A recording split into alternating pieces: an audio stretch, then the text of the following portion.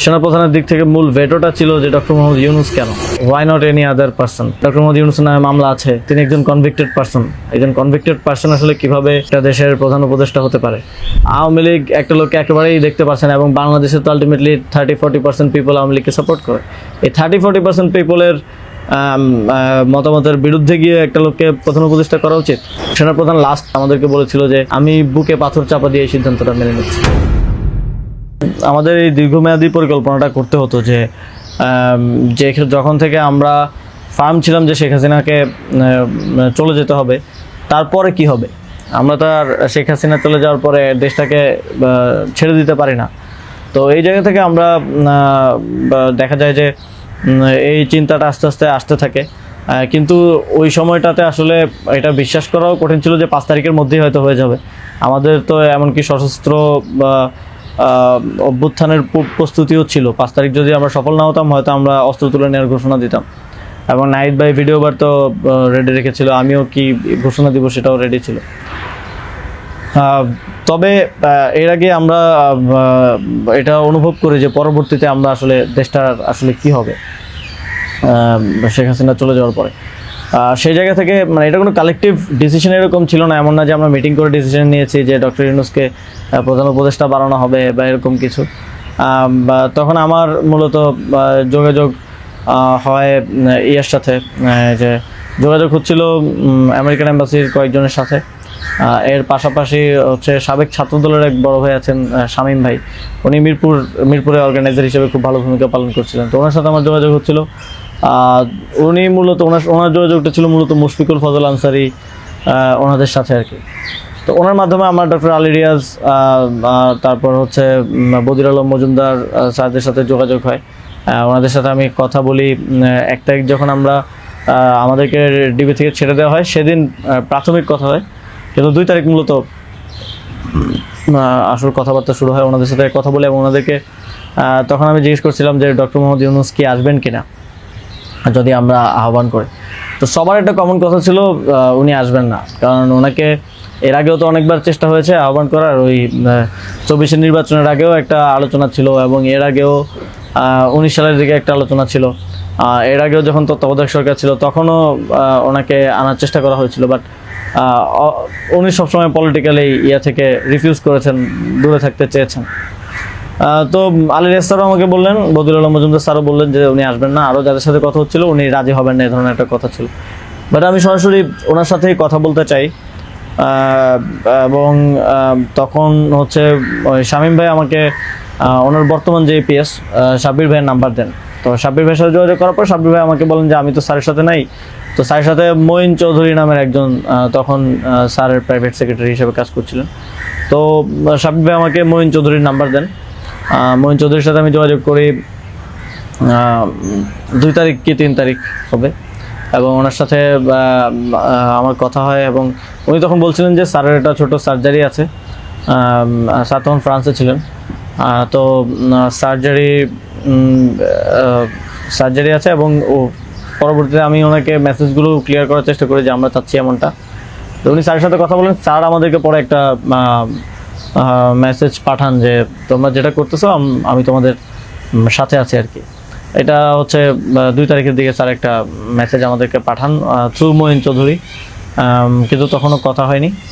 স্যারের সাথে আমার প্রথম কথা হচ্ছে, মানে আমি বারবার ইনসিস্ট করছিলাম সরাসরি কথা বলতে, কারণ সবাই অনুৎসাহিত করতেছে যে স্যার আসবেন না, আদার অপশনস দেখার জন্য, প্রধান উপদেষ্টা হিসেবে অন্য কাউকে দেখার জন্য অনেক নামও আসতেছিল, অনেক নামও সাজেশন আসতেছিল।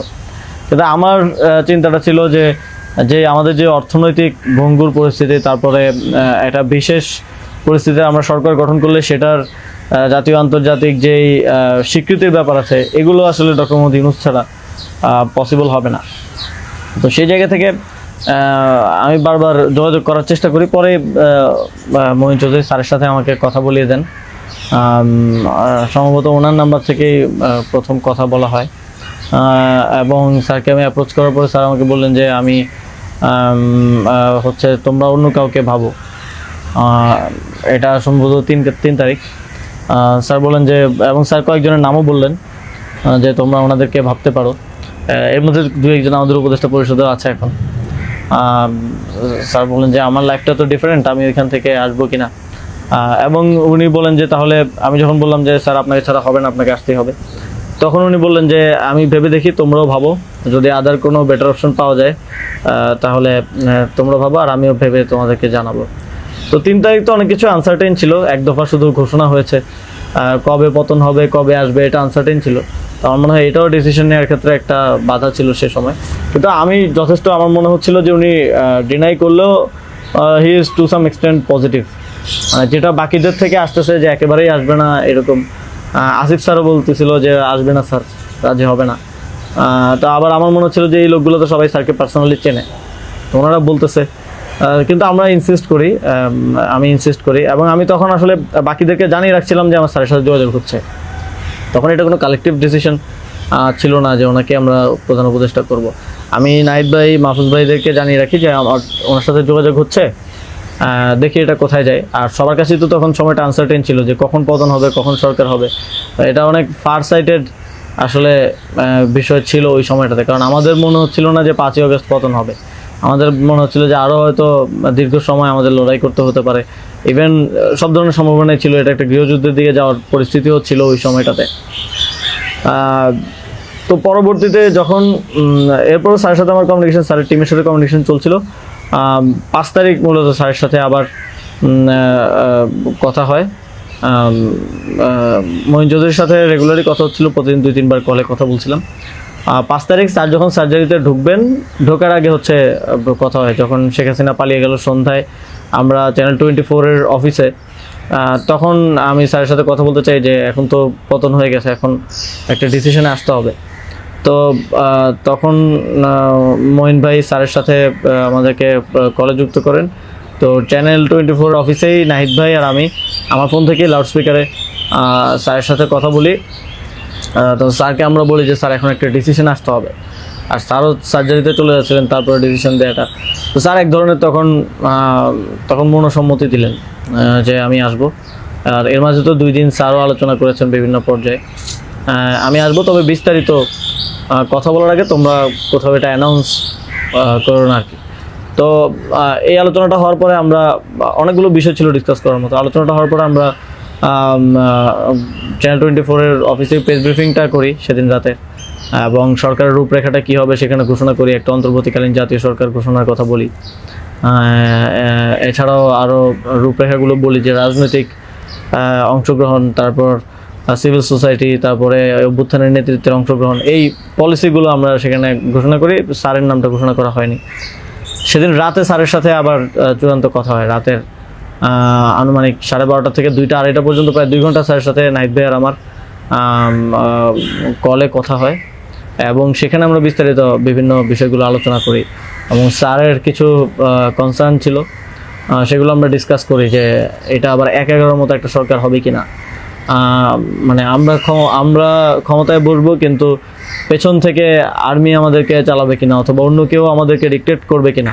স্যারের কনসার্ন ছিল এটা। স্যারের কনসার্ন ছিল যে আমি আসলে আমাকেই স্বাধীনতাটা দিতে হবে, আমি আসলে এটা আর্মি রান করবে কিংবা পেছন থেকে কেউ রান করবে, এটা হলে আমি আসবো না।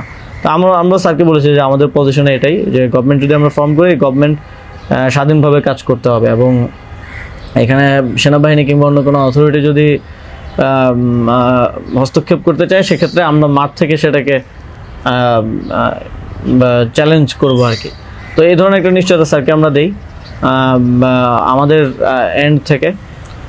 তারপর এক ধরনের কথা হয় যে উপদেষ্টা পরিষদ কেমন হবে, স্যার আমাদেরকে বলেন যে তোমরা ঠিক করো, আর স্যার কিছু সাজেশন দেন। স্যারের টিম থেকে 6 তারিখ সম্ভবত প্রায় 5 তারিখ রাতেই 23-24টা নাম আসে আমার কাছে।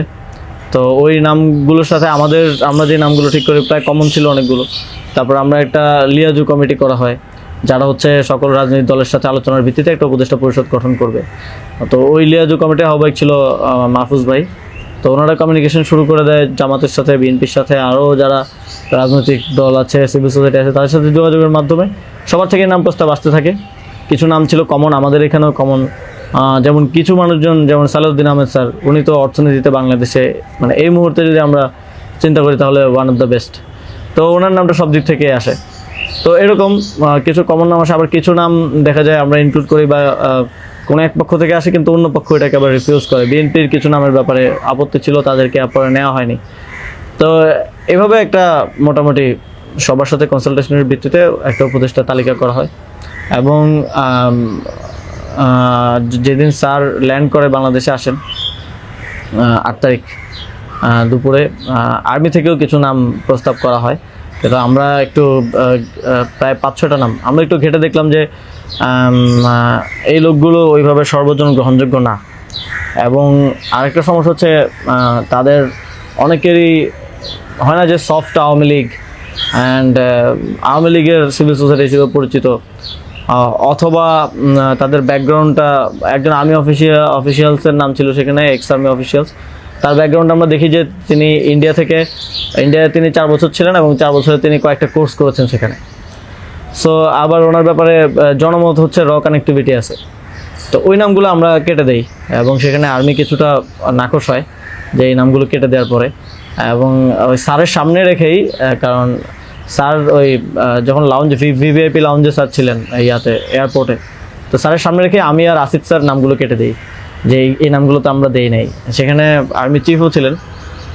তো আমাদের ইয়েটা ছিল এটাই যে আগের রাতে আমরা যেটা কথা বললাম যে এই উপদেষ্টা পরিষদে যদি আর্মির লোকজনই বেশি থাকে তাহলে তো এটা দিন শেষে আর্মি ব্যাগড আবার 111 টাইপ গভর্নমেন্টই হচ্ছে। সেই জায়গা থেকে আমরা এই নামগুলো নিতে চাইনি। তবে সেখানে আমরা যুক্তি দিয়েছি যে কারণ সবার প্রোফাইলটা যখন আমরা একটু ঘাটাঘাটি করেছি দেখেছি সবারই কোনো না কোনো প্রবলেমেটিক এলিমেন্ট সেখানে আছে। হয় তার র কানেক্টিভিটি হিসেবে জনমত আছে, মানুষের মধ্যে গুঞ্জন আছে, অথবা তার আওয়ামী লীগের সিভিল সোসাইটি হিসেবে পরিচিতি আছে। তো এই ধরনের একটা বিষয় ছিল ওই 5-6টা নামের মধ্যে, যে কারণে আমরা সবগুলো নামই প্রায় কেটে দিই। শুধু একটা নাম আমরা রেখেছিলাম সিএসটি উপদেষ্টা যিনি আছেন, কারণ আমার কাছে মনে হচ্ছে ওইটা সেন্সিটিভ জায়গা এবং দেশের এরকম একটা ট্রানজিশন টার্মাল সিচুয়েশনে যেহেতু আর্মি পুরোপুরি আমাদের পার্বত্য অঞ্চলের সমস্যাগুলো ডিল করে, তো সেখানে তাদের কথাটা রাখা উচিত। সেই জায়গা থেকে ওনার নামটা আমরা রাখি, শুধু আর্মির প্রপোজাল থেকে বাকিগুলো কেটে দেওয়া হয়। তো এভাবেই একটা এবং এছাড়াও আরেকটা ইয়ে ছিল যে 6 তারিখ আর্মির সাথে আমাদের একটা বৈঠক হয়, 3 বাহিনী প্রধান তারপর রাষ্ট্রপতি, প্রায় 4 ঘন্টার একটা বৈঠক হয়। যেটার মূল কথাটা ছিল যে সেনাপ্রধানের দিক থেকে মূল ভেটোটা ছিল যে ডক্টর মোহাম্মদ ইউনূস কেন, why not any other person. তো আমরা আমাদের জায়গায় অ্যাডামেন্ট ছিলাম, বিকজ আমরা তো 5 তারিখ রাতেই ঘোষণা দিয়ে দিয়েছি যে doctor Mohammad Yunus will be the chief adviser of the next interim government. এবং সেটা এক ধরনের বৈপ্লবিক কায়দায় আমরা ভিডিও বার্তা দিয়ে ঘোষণা দিয়ে দিয়েছি, আমরা কোনো নিয়মের কিংবা সংবিধানের তোয়াক্কা সে সময়টাই করে নেই। কিন্তু উনি বারবার বলার চেষ্টা করছিলেন যে ডক্টর মোহাম্মদ ইউনূসের নামে মামলা আছে, তিনি একজন কনভিক্টেড পারসন। একজন কনভিক্টেড পারসন আসলে কীভাবে হতে পারে, একটা দেশের প্রধান উপদেষ্টা হতে পারে। তো আমরা যখন এগুলো ডিবাঙ্ক করতেছিলাম কথাগুলোকে যে এগুলো তো আওয়ামী লীগের সময়ের পলিটিক্যালি মোটিভেটেড মামলা, এই মামলা তো দেখা গেছে সবার নামে পাওয়া যাবে, আমাদের নামেও আছে। তো এটা বলার পর আবার ওনারা আরেকটা কথা বললেন যে সোসাইটির একটা বড় অংশ তো আসলে ওনাকে হেট করে, এবং বড় অংশ বলতে উনি তখন সরাসরি বলেছেন যে আওয়ামী লীগের অন্তর্বর্তীকালীন সরকারটা তো সবার কাছে গ্রহণযোগ্য হতে হবে। এখন আওয়ামী লীগ তো ডক্টর মোহাম্মদ ইউনূসকে 2 চোখে দেখতে পারে না, একদম অপছন্দ করে। তো এখন এই আওয়ামী লীগ একটা লোককে একেবারেই দেখতে পাচ্ছে না, এবং বাংলাদেশে তো আলটিমেটলি 30-40% পিপল আওয়ামী লীগকে সাপোর্ট করে। এই 30-40% পিপলের মতামতের বিরুদ্ধে গিয়ে একটা লোককে প্রধান উপদেষ্টা করা উচিত। তো আমরা তখন বললাম আওয়ামী লীগ এমন কিছু না যেটা নিয়ে এখন আমাদের কনসার্ন হওয়া উচিত। আওয়ামী লীগকে আমরা পরাজিত করেই এই প্ল্যাটফর্মে আসছি, এখানে আমরা বসছি। আওয়ামী লীগ কি চাইলেও না চলে এটা এখন আর ম্যাটার করে না কোনোভাবেই। কিন্তু উনি বারবার এই কথাটা ঘুরে ফিরে বলতেছিলেন যে এই সরকার তো একটা নির্বাচন আয়োজন করবে, এই জন্য বিএনপি আওয়ামী লীগ সবার কাছে এই সরকারের গ্রহণযোগ্যতা থাকা প্রয়োজন। আওয়ামী লীগ তো ডক্টর মোহাম্মদ ইউনূসকে একেবারেই দেখতে পারে না, ওনাকে আওয়ামী লীগ মেনে নেবে না উনি আসলে। কিন্তু আমাদের কথা ছিল যে আওয়ামী লীগ তো এখন আর এই মুহূর্তে ডিসিশন মেকিংয়ে আওয়ামী লীগ ম্যাটার করে না। এটা গণহত্যা ঘটনার পরে সে কি ভাবলো বা তার কি পজিশন, দ্যাট ডাজন্ট ম্যাটার। এরপরও ওনারা নানা ধরনের যুক্তি দিতে পারে এবং শেষে 4 ঘন্টা এই বিষয়ের উপরে ডিসকাশন হয়। 4 ঘন্টা, আধা ঘন্টা হয়তো অন্যান্য ইস্যুস নিয়ে ডিসকাস হয়েছিল, বাট 4 ঘন্টা প্রায় 3.5 ঘন্টা এই ইস্যু নিয়ে ডিসকাস হয়। তো এখানে আসছিলাম আমি, নাহিদ ভাই, মাহফুজ ভাই আর নাসির ভাই, আর বাকি আমাদের সাথে যারা ছিল তারা বাইরে অপেক্ষা করছিল। আসিফ স্যার ছিল, তারপরে তানজিমুদ্দিন স্যারও ছিল, আরও সমন্বয়িকা ছিলেন আরও 10-12 জন, সবাই বাইরে অপেক্ষা করছিল আর কি এই 4 ঘন্টা। তো তারা বারবার 2বার হচ্ছে বিরতি দিয়ে আমাদেরকে আবার ভাবতে বলে আবার চলে যেত, আবার এসে আবারও একই জায়গা থেকে কথা শুরু করতো। মানে আমরা বুঝতে পারছিলাম যে ডক্টর মোহাম্মদ ইউনূসকে এখানে এস্টাবলিশমেন্ট কোনোভাবেই চাচ্ছে না। আর আমাদের কথা ছিল আমরা ঘোষণা দিয়ে দিছি, এবং আমরা এক ধরনের হুমকি সুরে সেখানে বলি যে যদি এটা রাষ্ট্রীয়ভাবে না হয়, যদি রাষ্ট্রপতি ঘোষণা না দেয় ডক্টর মোহাম্মদ ইউনূসকে প্রধান উপদেষ্টা হিসেবে, তাহলেও আমাদের কিছু যায় আসে না, কারণ আমরা অলরেডি ঘোষণা দিয়ে দিয়েছি।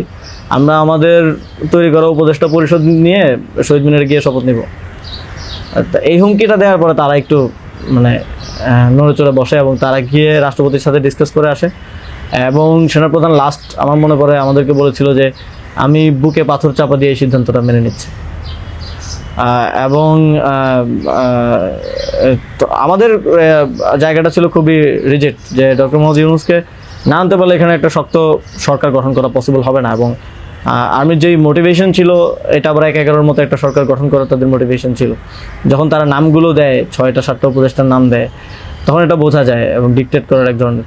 তো আমরা যদি এখানে অন্য কাউকে নেই যার পার্সোনালিটি এত স্ট্রং না, তাহলে আলটিমেটলি আমরা আসলে অন্য কারো দ্বারাই পরিচালিত হব, ড্রিভেন হব। এই সরকারটা আত্মনির্ভরশীল একটা স্বতন্ত্র সরকার হতে পারবে না। তো তারপর তো ঘোষণা দেয়, রাষ্ট্রপতি ঘোষণা দেয় ডক্টর মোহাম্মদ ইউনূসকে প্রধান উপদেষ্টা হিসেবে 6 তারিখে, এবং 8 তারিখ হচ্ছে পরবর্তী উপদেষ্টা পরিষদটা গঠিত হয়। 8 তারিখ শপথ অনুষ্ঠানটা হয়। স্যার যখন সার্জারি শেষ করে দেশে আসেন, তারপর ওই দিন সন্ধ্যায় সরকারটা গঠিত হয়।